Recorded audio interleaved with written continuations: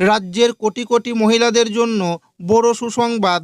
অন্নপূর্ণা ভাণ্ডার প্রকল্পের টাকা দেওয়া নিয়ে এইমাত্র বড় ঘোষণা করা হলো।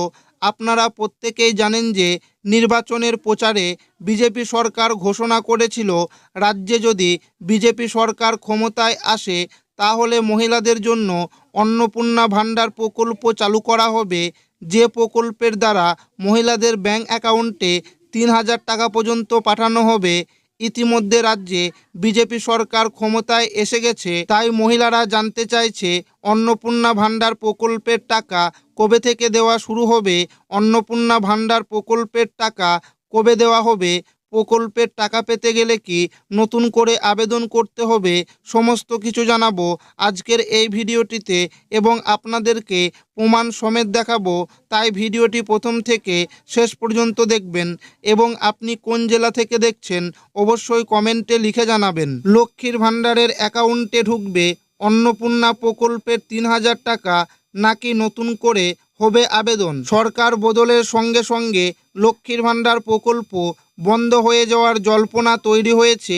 এর পরিবর্তে বিজেপি সরকারের তরফে অন্নপূর্ণা ভাণ্ডার প্রকল্প চালু করার কথা শোনা যাচ্ছে, যেখানে মহিলাদের মাসে ৩,০০০ টাকা করে পাবেন।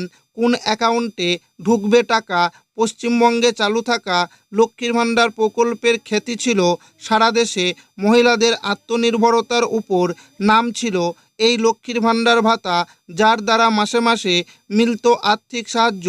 এই ভাতা চালু করেছিলেন মমতা বন্দ্যোপাধ্যায়। এতদিন বাংলার সাধারণ জাতির মহিলারা ১৫০০ টাকা, তপশিলি মহিলারা ১৭০০ টাকা করে পেতেন। এই ভাতা যখন চালু হয়েছিল তখন সাধারণ জাতির মহিলারা ৫০০ টাকা, তপশিলি মহিলারা ১,০০০ টাকা করে পেতেন। তারপর সাধারণ জাতির মহিলারা ১,০০০ টাকা, তপশিলি মহিলারা ১২০০ টাকা করে পেতেন।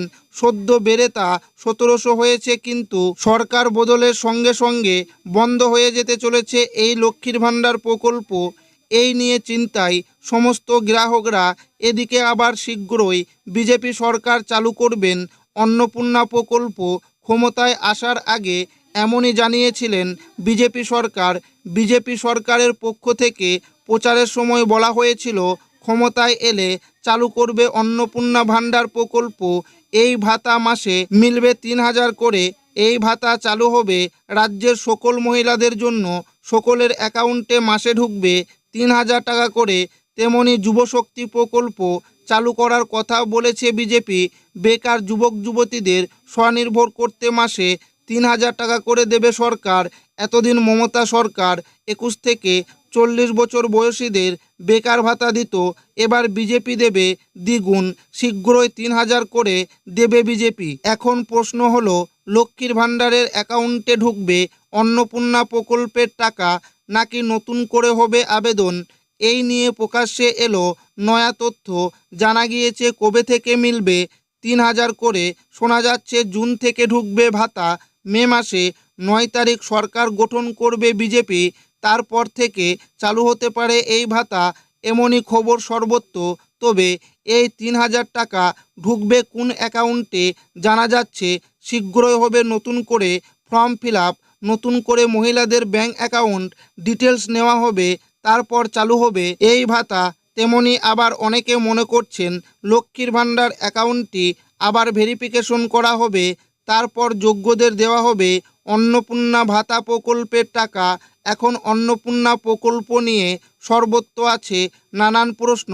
আপাতত সরকারের পক্ষ থেকে কোনো ঘোষণা হয়নি। আশা করা যাচ্ছে বিজেপি সরকার গঠনের পর এই নিয়ে হবে নতুন ঘোষণা। আর এই মে মাস থেকেই বন্ধ হবে লক্ষ্মীর ভাণ্ডার, এমনই শোনা যাচ্ছে সর্বত্র।